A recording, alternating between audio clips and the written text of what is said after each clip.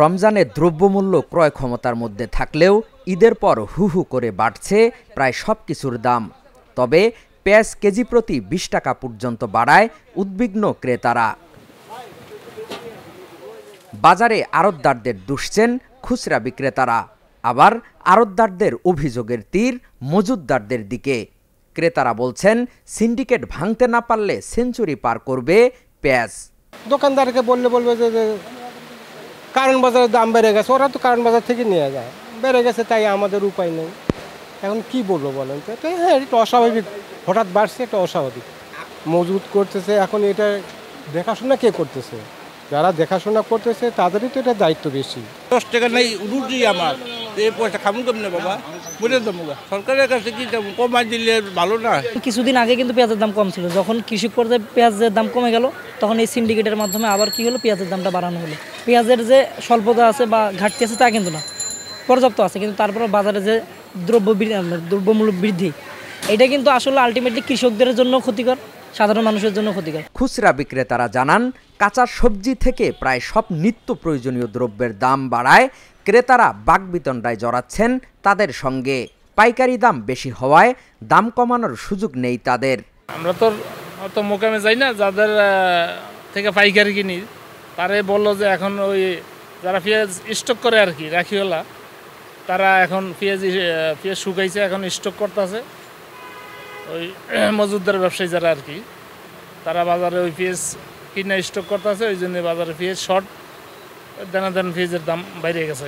আমরা তো খুচরা দোকানদাররা বলতে পারি না, আমরা 40 টাকা টিকে কিনছি আগে, এখন বাজারে গিয়ে দিই পেঁয়াজ 52 টাকা 54 টাকা। এখন ঘুরে তো আমরা ব্যাপার কি বেশি কা, অথচ মাল আছে, মালের পেঁয়াজের দাম বেশি।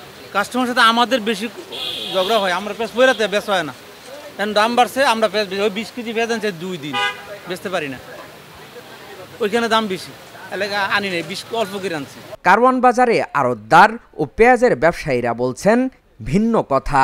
তারা বলছেন, দাম বাড়ছে মাঠ পর্যায়ে, মজুতদারদের দৌরাত্ম্য কমাতে না পারলে সহসাই কমছে না পেঁয়াজের দাম। আমরাও তো যেখান থেকে কিনে আনি, হ্যাঁ তো আমরাও তো কিনে আনি, এটা তো আমার খেতের জিনিস নেই কি আমার জরমানের জিনিস নেই যে হয়তো আপনাকে দাম 5 টাকার তা 2 টাকায় দেবো। আমরাও তো কিনে আনি নাকি? তাহলে আমরা যদি ওখানে কম পাই তাহলে আমরা কমে সেল দিতে পারবো। আমরা যদি কম না কিনতে পারি তাহলে আমরা কীভাবে কমে দিতে পারবো?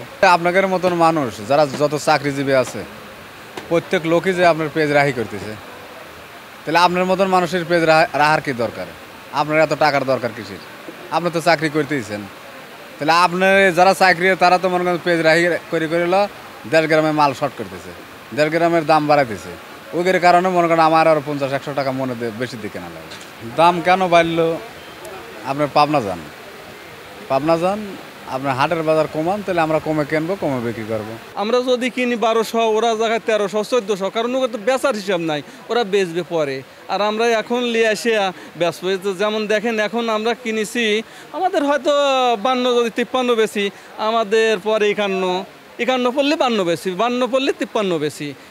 ওদের সাথে তো আমরা পাল্টা করে কিনতে পারি না, এই জন্য আমরা নর্মালগুলো কিনে আসি, আর ওরা ওখানেই 52 টাকা 53 টাকা কেজি কেনে, কত 55 টাকা কেজিও কেনে, তাহলে 55 টাকা কিনলে 2200 টাকা মন হয়। কৃষক যে বেচা কেনা করতেছে না, কৃষকের এখনও মনে করেন যে পর্যায়ে বেচা কেনা কৃষক করতেছে, কৃষকের যে লাভবান হওয়া, কৃষক লাভবান হতে পারতেছে না। কৃষকের এখন বেচলে হয়তো ওরা তবিলটে গোছাতে পারবে।